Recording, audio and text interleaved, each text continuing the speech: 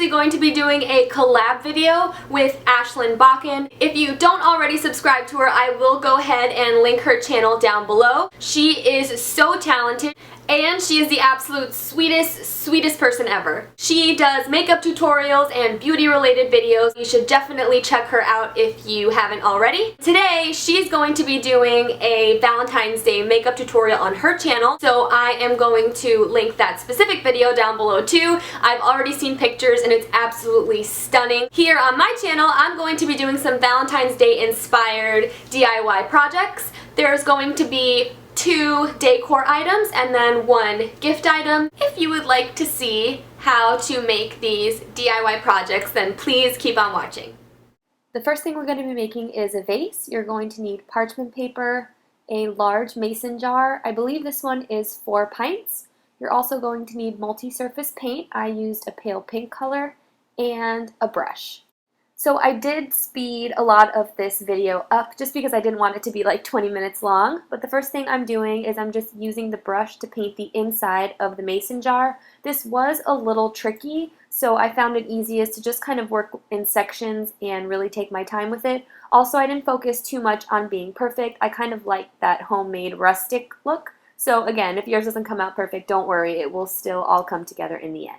Once I finish the first coat, I just let it dry for a few hours, and then now I'm going in with the second coat. So I'm just doing the same process over and over again, and once I got to the top, I found it easier to use a sponge. So now I'm just using the sponge to apply the rest of the paint. So I let my vase dry overnight, and now I'm using these canvas hearts and some string to go ahead and decorate it. So the first thing I'm doing is just measuring out how much string I'm going to need. I just needed a little bit to wrap around the top, and I'm just putting it through the little hole in the canvas heart. I actually only ended up using 1 heart because I did like the simplicity of it, and this is what it looked like when it was finished. The next thing we're going to make are these glittery tea light holders. The first thing we're going to need is parchment paper. I have no idea what happened to mine. Mod Podge, some glitter, a little mason jar. I believe this one is 1/2 pint. You'll also need paper, a pencil, scissors, a sponge, and a teeny candle. Okay, so now I'm just drawing out the shapes that I want on my tea light holders. I made one with hearts and another one with stars. Then I just cut them out. I did use 4 per tea light holder. I just put some parchment paper down because I didn't want to make a huge mess, and I opened the Mod Podge just to make things a little easier. Now I'm just adding 1 shape to each corner of the mason jar, and I'm just pasting it down with the Mod Podge. I did this so that when I added the glitter and then removed the paper later, there would be little heart cutouts on my tea light holder. So once you're done pasting your shapes, you just want to go ahead and coat the entire mason jar with the Mod Podge. And then the next step is to pour in the glitter and then just gently rotate it on its side so all the glitter is distributed where you've added the Mod Podge. So once it's completely coated in glitter, you just want to remove your shapes with some tweezers. You do want to do this as quick as possible because once the Mod Podge dries, it does get a little tougher. But once you remove all the shapes, you just want to let it dry overnight. It's easier to see the shapes when it's dark, but this is what it looks like when it's finished. So the last thing we're going to be making is s'mores in a jar. So we're going to need some graham crackers, marshmallows, chocolate, and another mason jar. Now I do have these skewers here, but they didn't fit in the mason jar. So if you're going to give it to somebody in a bag, you can always throw the skewers right into the bag that you're going to be gifting it in. The first thing I'm doing is just breaking up the chocolate into bite-sized pieces. I'm using milk chocolate because it's so delicious. The next thing is, well, not sure what I'm doing there, but now I'm just adding some marshmallows into the jar as well. And then the last thing is to add the graham crackers. This is really easy, but I think it's a really cute gift idea. So now it's time to decorate it. We're going to need parchment paper, some tape, multi-surface paint. I use this copper color.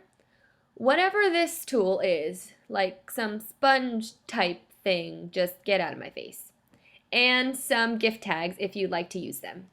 So now I'm putting parchment paper down for the last time, and I decided to do some stripes on my jar. So I'm just putting some tape down and then leaving a space in between and then adding tape again and leaving space in between until it looks something like whatever I have going on right there. So when I add the paint and I take off the tape, then it just looks like I made perfect stripes or nearly perfect stripes. So I actually went ahead and put one coat of the copper paint before I filmed, and then now I'm just adding my second coat. I'm using this sponge. I really like the textured look that it gave when I just kind of pressed it onto the jar. And now I'm just removing the tape to reveal my masterpiece. Not really. Now I said a few times that it doesn't have to be perfect, but if you did mess up a little bit like I did here, you can just take some nail polish remover and a Q-tip and it'll come right off.